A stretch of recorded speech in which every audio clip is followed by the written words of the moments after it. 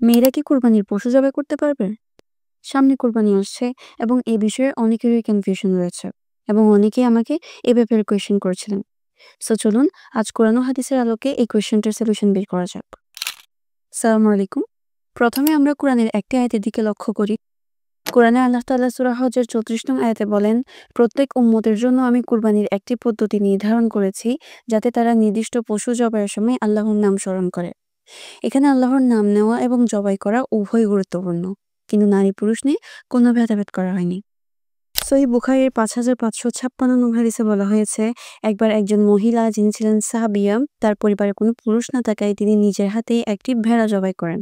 এরপর রাসূল সাল্লাল্লাহু আলাইহি ওয়াসাল্লামের কাছে বিষয়টি পৌঁছালে তিনি কোনো আপত্তি জানাননি। অর্থাৎ রাসূল সাল্লাল্লাহু আলাইহি ওয়াসাল্লাম নারীদের পশু জবাই করা বৈধ বলে স্বীকৃতি দিয়েছেন। এই ধরনের আরও ভিডিও পেতে আমাদের চ্যানেলে কানেক্টেড থাকুন।